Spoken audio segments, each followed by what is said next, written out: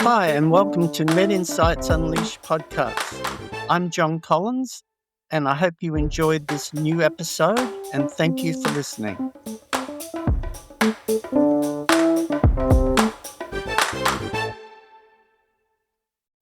Hi, everyone. We have Patrick Coyle with us today. Patrick is specializing in connecting patient access, commercialization strategy, and financial sustainability. He also is a major leader and thought provoker in the development of 2 ebooks, which are available on his websites. One is dedicated to profits and profitability, and the other is dedicated to patients. Our topic of today is helping patients navigate healthcare and access and affordability. Patrick, welcome back to MedInsights Unleashed. Thank you, John. It's a pleasure to be back here today with MedInsights Unleashed. So, Patrick, you've spent your career in finance and market access and commercialization. What first made you realize that improving patient outcomes and improving financial outcomes are often not the same?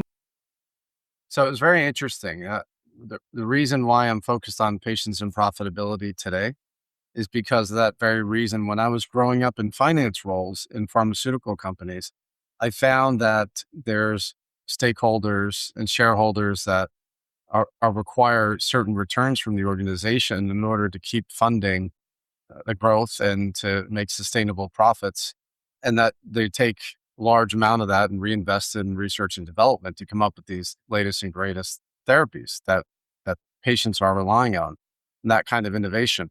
And that when we found patient outcomes that looked in the real world similar to as we expected in the clinical trials, that means the patients get on therapy faster, patients stay on therapy longer, patients are more adherent to the label and what was approved by the FDA, and the outcomes are there. And you really, when you have the right outcomes for patients, then the profitability is usually hand in hand.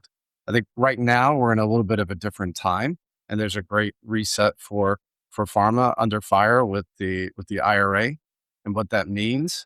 So, we're in a very interesting time right now. Many patients believe that once the doctor writes the prescription, they'll automatically receive the medication, but this is a more complicated process, which is one we touched on our last podcast episode. What's your comment regarding the complication on patients receiving scripts and their medication? Yeah, what led me to look into that and get curious was when having a finance background and an audit mentality, when I started looking at where the revenues were coming in for pharmaceutical companies and the shipments out the door, you start to see disconnects between product leaving the warehouse or going to the third-party logistics and when it's actually going to get to a pharmacy. And there's so many things that creep up in between of a patient actually initiating a therapy. And what I found was a lot of times there's so many barriers, not just financially, but from access and the distribution perspective, that the patients, can't get the medicine that they need right away, or let's say the manipulations of the system get in the way. And even though they have the insurance, whether it's government or commercial, there's still these barriers to start. And when I sought to help fix the patient journey from a manufacturer perspective, and you start to look at the pharmacy different when you show up yourself as a patient or a caregiver of a patient.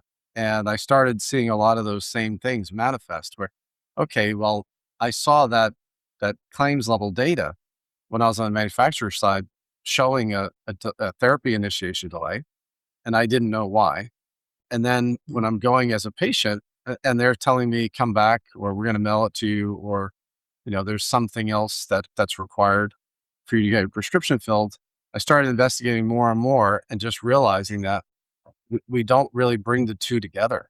So, and everything suffers. And now there's less investment than ever before because of a lot of negotiations with maximum fair price and other things of the payers that are putting so much pressure on the pharmaceutical companies. And so what's happening is everybody's taking advantage of that patient experience. I think we've all experienced, or some of us experienced, including myself, that some of the biggest barriers is the potential for prior authorizations. Prior authorizations doesn't guarantee that you're going to really receive the drug. And another one that we come across is specialty pharmacy restrictions. So would you like to talk about these barriers? Yeah, I think obviously we're focused on the United States, right? And that this journey is going to look very differently for different parts of the world. But imagine that the perfect world where what you're prescribed based on, what your doctor thinks is going to be the best therapy for you, medication, and you can't get that. And what happens when, they want to prescribe one thing and you get another, right? That loop isn't closed.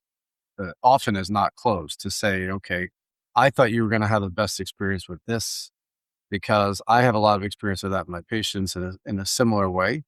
And meanwhile, at the pharmacy, like you said, prior authorization is required. The that burden falls back on the practice to make sure that they can get the right documentation from the patient to support the clinical benefit that's being required by the insurance company in order to fulfill the prescription. And, the patient doesn't understand that. The patient just says, well, I just got this medicine. I'm supposed to take this medicine.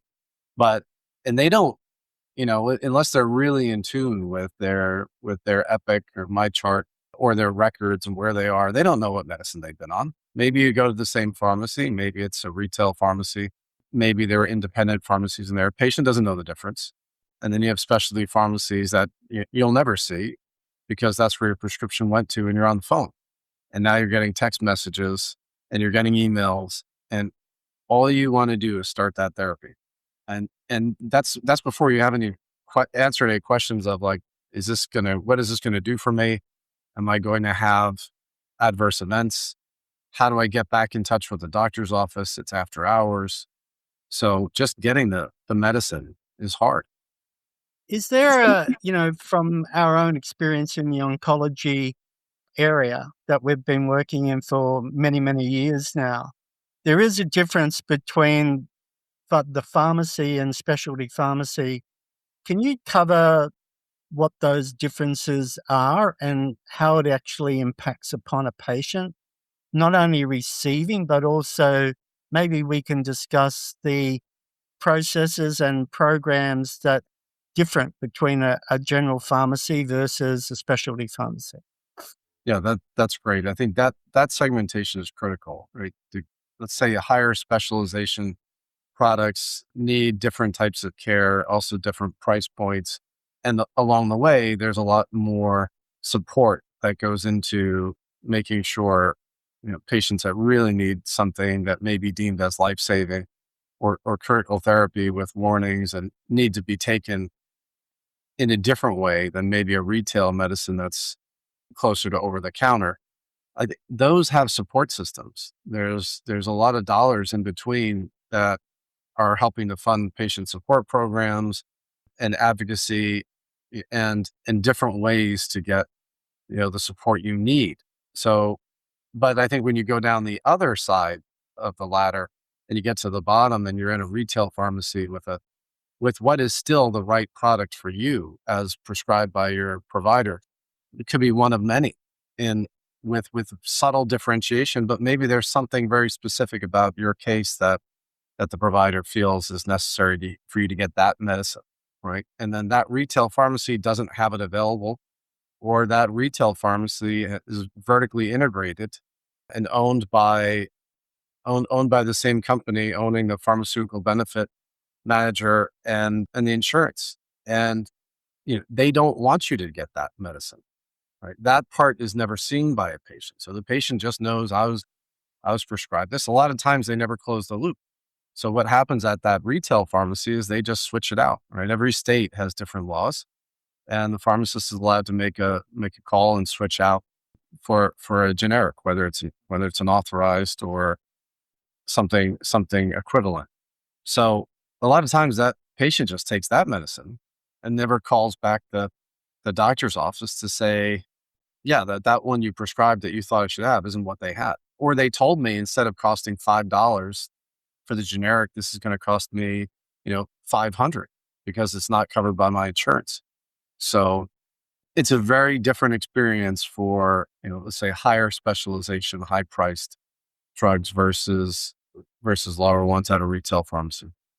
Yeah, the manufacturer plays a big role in supporting programs through the specialty pharmacy, and we know that from our own experiences working with pharmaceutical companies that have had oral oncology drugs on the market or launching on the market, is that those patients that go through specialty pharmacy, their adherence and compliance is significantly longer than those patients that don't. So the manufacturer in communication with the patient plays a big role in the education process when the script is written. Would you like to talk about the potential safety updates and label changes that are impacting upon the manufacturer's communication regarding the prescription when it's written? Yeah. And on the manufacturer side, you try and figure out, like we've done in our career so many times, where's that patient going to be? What's their experience going to look like? How do you get that drug available to them? How are they aware of the programs that the manufacturer is funding to support them? Or like you said, label changes or product updates.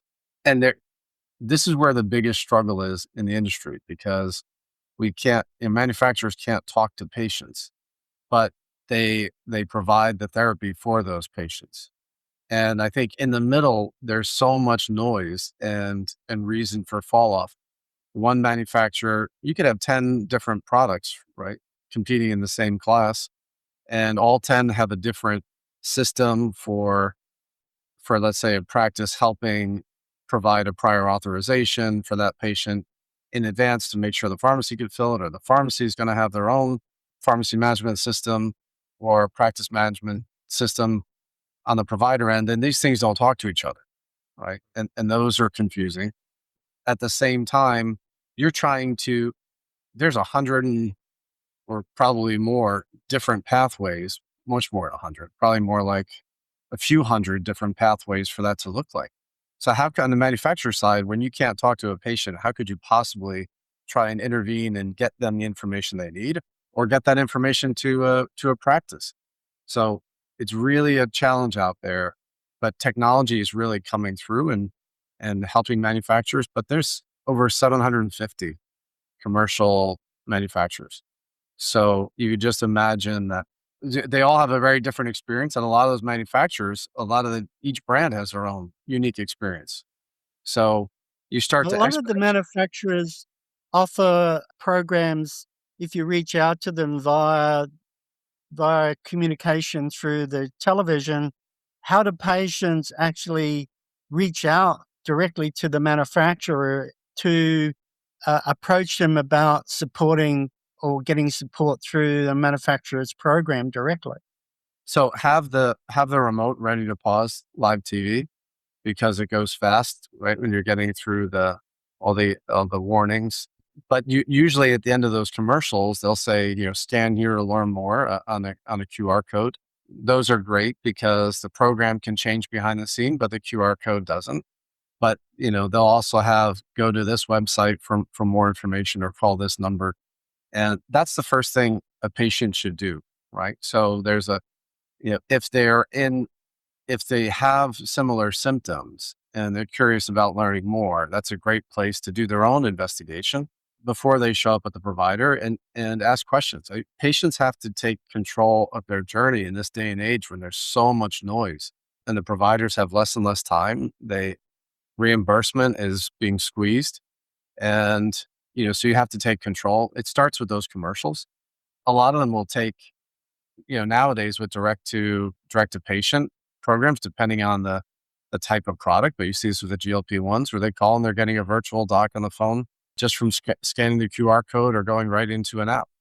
So, they're going to be connected with a telehealth provider who's going to assess their symptoms, maybe go right into their electronic medical records, like I talked about earlier with my chart is one that a lot of patients see, and you can get access to real time therapies in real time, much different than used to. But the challenge for manufacturers, back to the other side, that's what we do if you're a patient. On the manufacturer side, people come and go, vendors and technology comes and goes, and over time you accumulate all this marketing debt, right? And programs change. It's very hard. Which message do you want to get to which audience at what time? I think in this day and age, it's time to concatenate and consolidate all that messaging. Is the manufacturer responsible for creating the awareness on patient support programs? Is it their responsibility, or is it the responsibility of the pharmacist or specialty pharmacy as well to enhance the programs and create the awareness? I think it's always first the manufacturer's responsibility, right? Well, they have the accountability, right? The responsibility a lot of times can shift to the pharmacy. It should be able to, but there's too many programs, too many products, and those things change too frequently. So the pharmacists are underwater with trying to understand what's out there. And again, we talked about the difference between retail and specialty, but I think a lot of the specialty pharmacies that have programs with fee for service arrangements to provide an extra support layer of care and offering, if they have the money to do that, that's great. If they have the differentiation as being a really good pharmacy program that's connected to that manufacturer, they can. That's great. But not everybody does. And again, even a product in a drug class that's very crowded was still the one that was selected. So I think for the manufacturer to do, to get the information to that provider to make that best clinical decision for their patient is one thing. But then, if that doesn't manifest in getting a prescription filled, all that was for nothing. The right prescription filled. The right prescription filled. The right prescription at the right time. Why does that gap actually exist? It's, that's a great question. I think it's the name game. Or was it the name game or you ever tell someone something and then you go and you talk to two other people and then, talk to two other people. And by the time it comes back to you, it's a totally different, maybe it's not the name game, but it's a totally different message that was communicated. And you think of all the layers and the middlemen and in between that manufacturer with the purity of this is exactly what we studied in a trial for this defined set of patient population. And this is what it got approved for. And this is what we can detail a provider on. This package insert. It's very, very pristine, the whole process. And then there's the real world happens. And pharmacies come and go, they're bought, they're closed.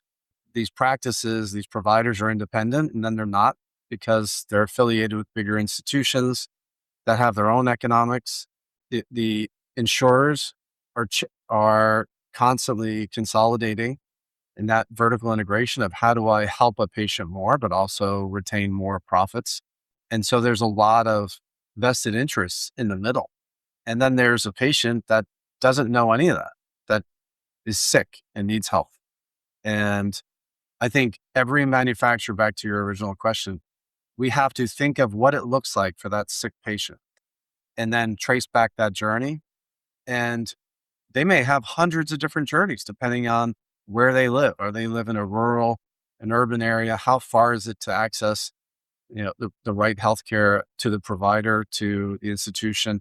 When is there a proper handoff from a community oncology, unaffiliated, unintegrated practice to an academic center or cancer center of excellence? So these are all very tough decisions, and a patient struggling, a caregiver struggling, and they need a roadmap. Yeah, we've been just going back to our title, and there's always in the news today about affordability. And manufacturers do have programs to assist with patients, and we've discussed those. But some of the programs that they do offer are co-pay assistance programs. They will offer nursing support programs, reimbursement support programs. Would you like to touch on some of these in the discussion to help patients with the affordability crisis that they're facing today, especially in the specialized therapeutic areas?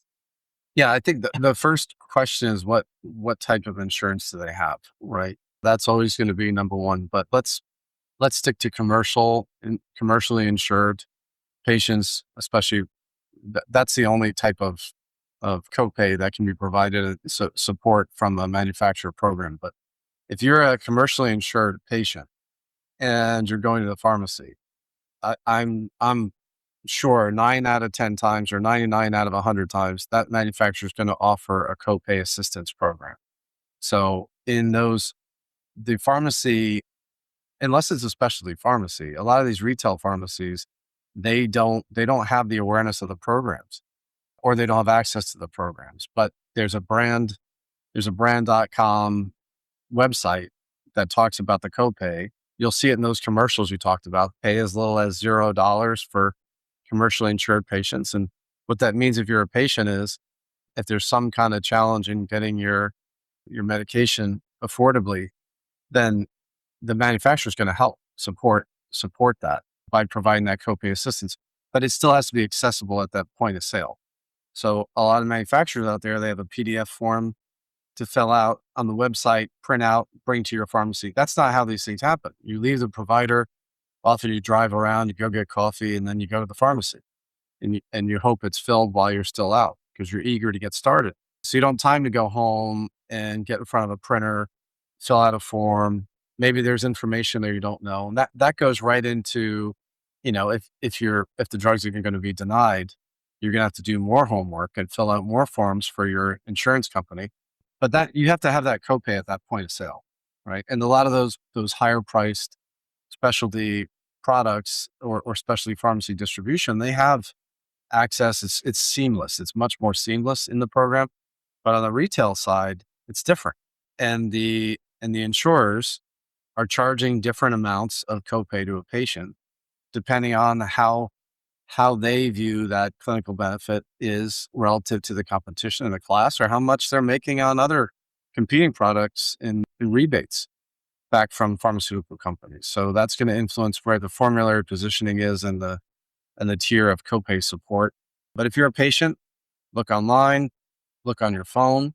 Hopefully the manufacturer for of that drug that you're being prescribed is one that's on the latest and greatest cutting edge technology, doesn't have that marketing debt, right? Where maybe in the last 5 years, there's so many things that you can opt in to patient support, right? Consent. And those things will be pushed to a patient. But if they haven't gotten there yet, you're going to have to do some hunting and digging around.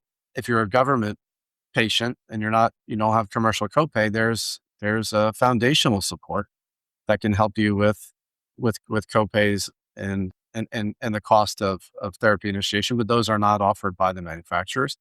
So I think for patients too, if you're a government patient and it's especially in, I think some of these harder disease, the more difficult and life-threatening diseases, there's more likely going to be support that's available through foundation. But the patient's going to have to look and study that disease state. So how do they get to the foundation is my question.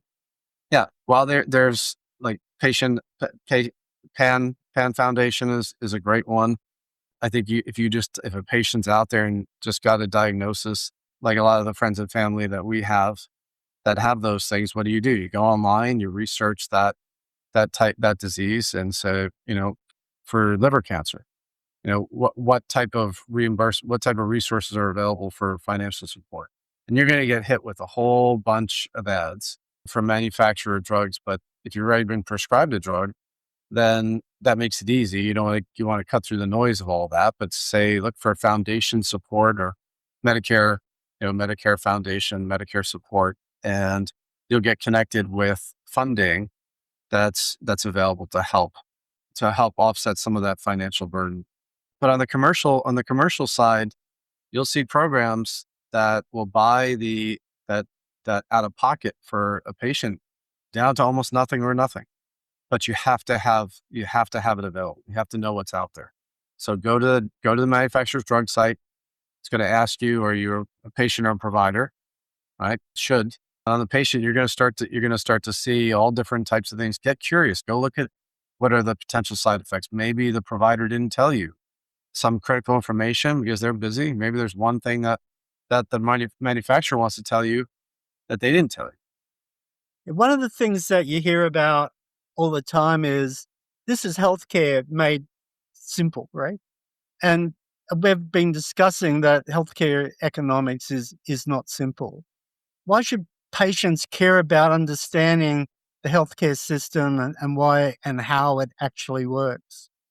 Because we're all going to be a patient at some point, right? And if you live long enough, the chances of what you need help with is more and more likely that it's going to be something that's really time sensitive or critical. And innovation is moving so fast, faster than, especially in oncology, faster than all the news can get out.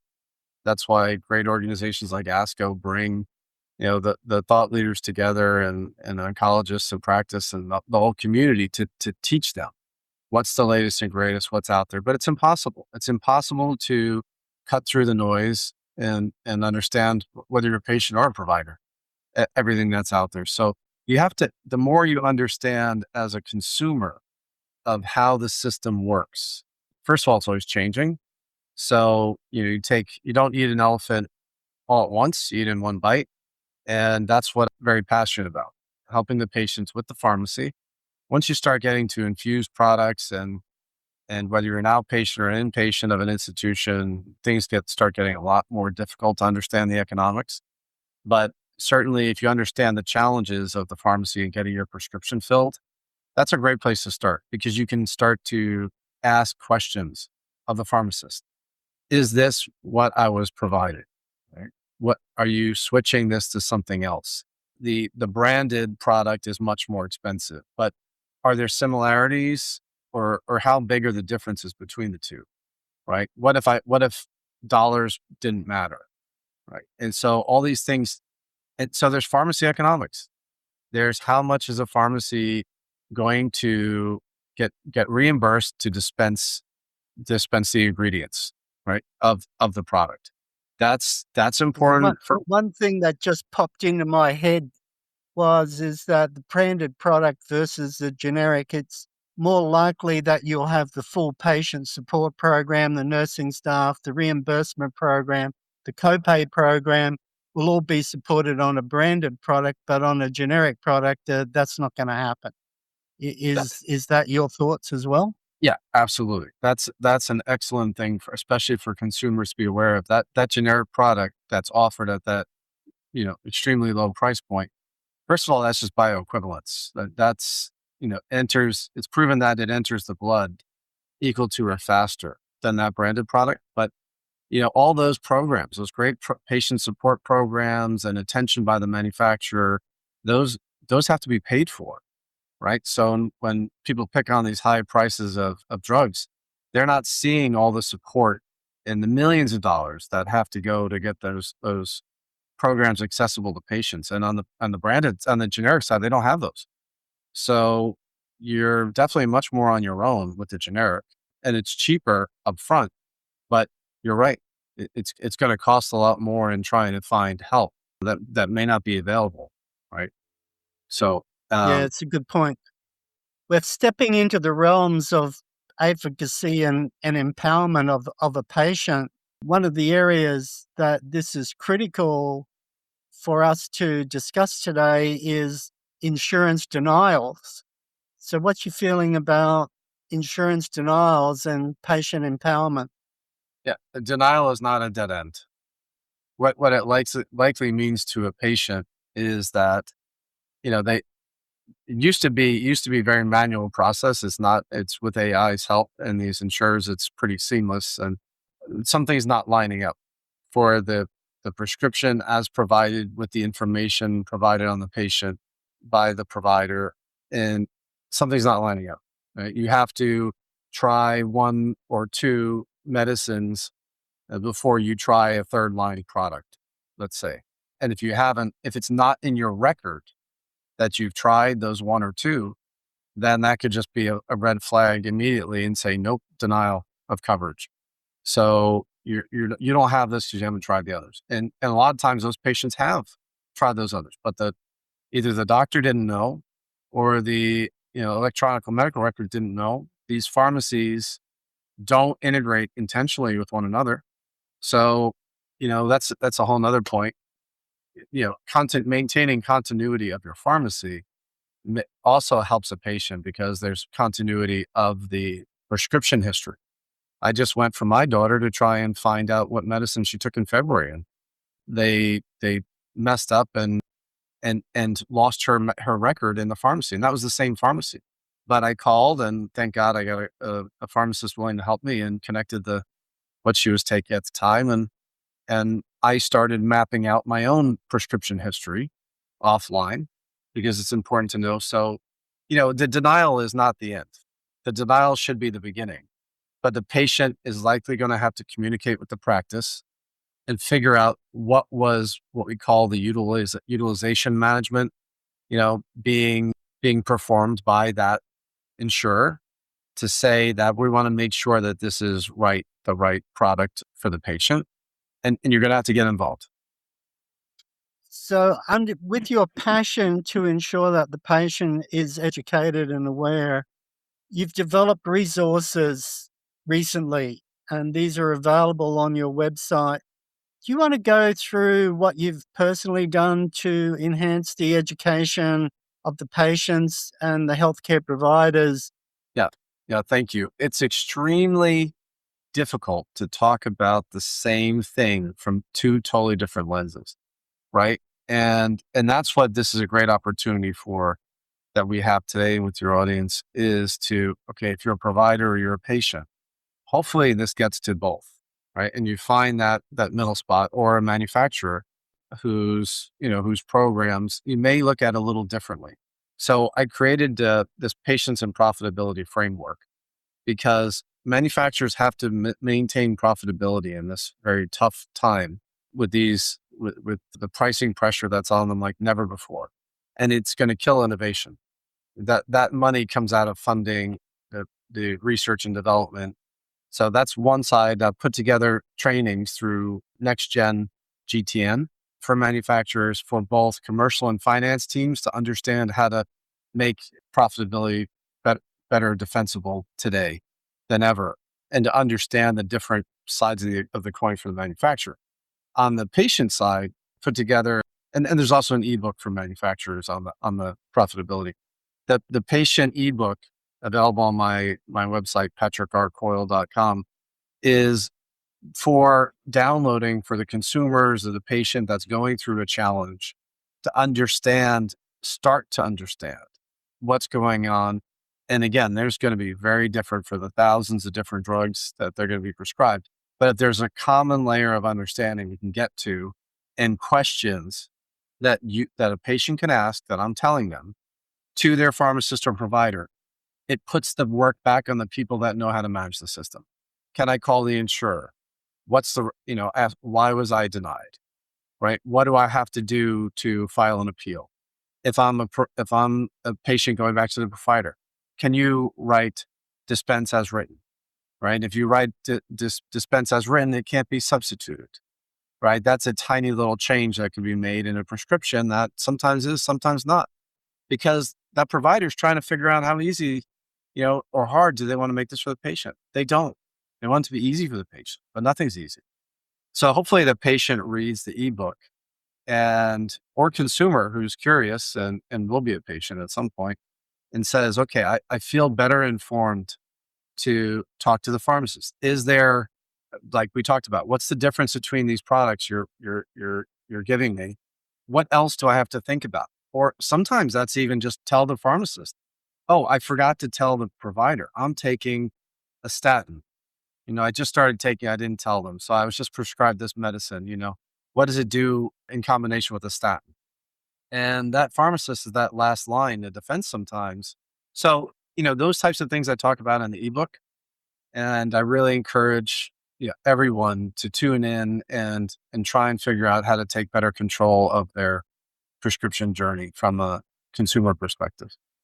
Yeah, it's congratulations on both books. I've read them extensively, and the information that you have in there is fantastic and very clear, very concise, and very understandable. So I'd really like to reinforce what you've just said. It is a great resource for all patients to go to your website and pick up, especially the book on patients and patient education, and where you should be in the discussion with your pharmacy, regardless of whether it's a retail or a specialty pharmacy or your healthcare provider. Amazing work, Patrick, and again, congratulations. So if you had three important factors that came out of our discussion today, what would you say those three really succinct messages would be to the patients that are listening and the healthcare providers that are listening to us today? No is not final, right? So getting a denial is the beginning of the fight, right, for a patient. And another one too, know the pharmacy. I think the more and more we talk, you and I realize that we know how to segment these types of pharmacies, but the pharmacy of an institution or a retail or specialty or independent, or those matter for where your prescription is getting routed and how hard it's going to be to obtain that coverage. So patients, be curious and be educated and push back on the system to get the therapy that you have been prescribed. That's it? That's not like you. No, I figured I talked enough the rest of the time. I want to make sure that the message is really clear. And I would love the opportunity to pick on, maybe a certain class of drugs in the future, or maybe a certain type of pharmacy. And if you're a patient, what is that going to look like? Because I think there's ways we could aggregate that type of experience, even though there's so many different drugs and pharmacies. Maybe the patients can reach out to you and give you some ideas about topics of discussion that could occur for the future episodes. I would love that. I would love that. If you're a patient and you're hearing this, or you're a provider who knows that, and by the way, that happens a lot. So when I go to certain providers that know what I do, they tell me about certain brand challenges that they've had. And I know, I either know why, or I can find out why, or help those manufacturers fix those brand challenges, because the providers are telling me I don't have a good experience getting this fulfilled for my patient. And so, if you're a provider, a patient, you have a challenge to work through, please reach out to me. I want to help. And there, I think more and more, if you can, they always ask you the final thought, where do you get your prescriptions filled? That is one of the most important things that doctor can ask you. Besides, what other medicines are you on?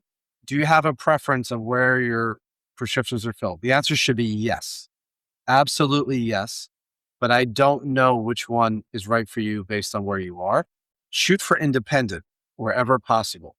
So local mom and pop pharmacy, if available, is definitely going to give you more time and effort if they can. They may not necessarily have the access right away, but they'll tell you. So, and they can always do pharmacy to pharmacy transfers to get that over to somewhere that does. But, get close with your pharmacist. Yeah, good advice, Patrick. And on behalf of MedInsights Unleashed, thank you again for your insights today. They're absolutely fantastic. And thank you on behalf of all the patients and healthcare providers that are listening to this podcast. Have a great day, and have a great day, everyone. And look forward to listening to you and hearing from you in the future, Patrick. Yeah. Thank you, John. And thank you to the listening audience for your time and attention.